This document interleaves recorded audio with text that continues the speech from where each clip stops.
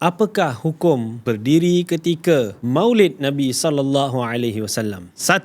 Berdiri ketika Maulid Nabi sallallahu alaihi wasallam apabila kelahiran baginda yang mulia disebut merupakan satu bentuk kegembiraan, penghormatan dan kesyukuran atas kemunculan Rasulullah sallallahu alaihi wasallam ke dunia. Ia boleh disamakan dengan berdiri sebagai tanda hormat kepada orang yang memiliki keutamaan, ilmu dan kemuliaan suatu amalan yang diiktiraf secara budaya dan diterima secara umum. 2. Tiada dalil yang melarang amalan ini kerana hukum asalnya adalah harus ataupun ibahah apabila ia dilakukan dengan niat untuk memuliakan apa yang telah dimuliakan oleh Allah sendiri, maka seseorang itu diberi ganjaran berdasarkan niatnya. 3. Imam Al-Barzanji rahimahullah berkata, berdiri ketika disebutkan kelahiran baginda Rasulullah sallallahu alaihi wasallam yang mulia telah diterima dan diperakui oleh imam ahli hadis dan ahli ilmu. Beruntunglah orang yang tujuan dan niatnya adalah memuliakan baginda Muhammad sallallahu alaihi wasallam. 4. Dalil daripada amalan para sahabah. Sebelum memeluk Islam, Urwah ibn Mas'ud telah dihantar untuk berunding bagi pihak Quraisy. Beliau kemudiannya menyaksikan dan mengakui penghormatan luar biasa para sahabat terhadap Rasulullah sallallahu alaihi wasallam, lalu berkata, "Aku tidak pernah melihat seorang raja atau pemimpin dihormati sebagaimana para sahabat Muhammad menghormati baginda." 5. Kecintaan dan penghormatan para sahabat radhiyallahu anhum terhadap Nabi Muhammad sallallahu alaihi wasallam turut merangkumi perkara-perkara yang berkaitan dengan baginda. Mereka tidak membiarkan air wudu baginda jatuh ke tanah. Sebaliknya, mengumpulkannya, menyapunya pada tubuh mereka. Mereka juga mengumpulkan peluh baginda untuk dijadikan sebagai wangian. Perbuatan-perbuatan ini jelas menunjukkan tahap penghormatan dan kecintaan mereka yang mendalam terhadap baginda Rasulullah sallallahu alaihi wasallam. 6. Asas Al-Quran dalam memuliakan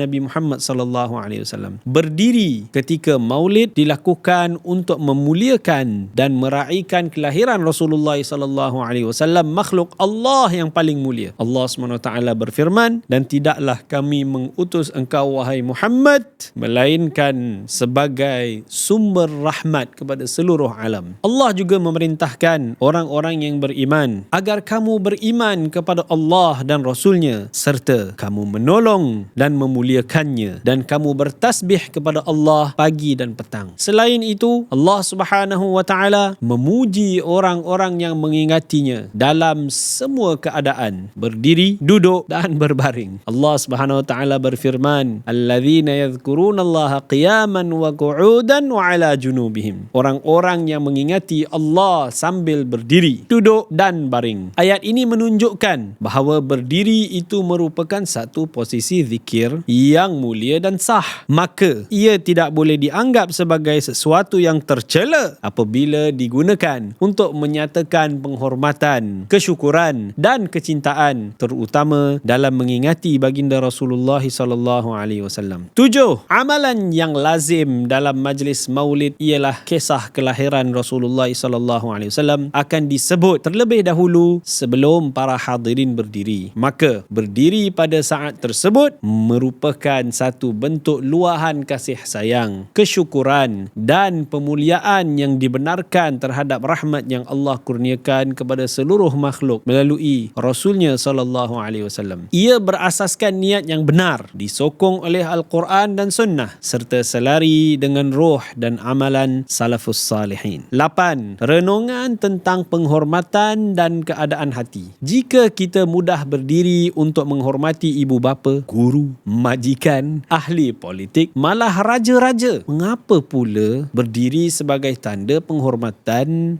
dan kegembiraan terhadap Rasulullah sallallahu alaihi wasallam menjadi sesuatu yang berat bagi sesetengah hati? Mungkin ini bukan semata-mata persoalan hukum, tetapi persoalan hati. Apakah yang telah berlaku dalam diri kita sehingga berdiri untuk Rasulullah sallallahu alaihi wasallam terasa lebih berat berbanding berdiri untuk ibu bapa atau pemimpin duniawi? Adakah kita benar-benar memuliakan Rasul yang tercinta sallallahu alaihi wasallam melebihi semua yang lain? Sekiranya terdapat penjelasan atau pandangan lain yang dirasakan boleh memberi manfaat, sila kongsikan di ruang komen di bawah.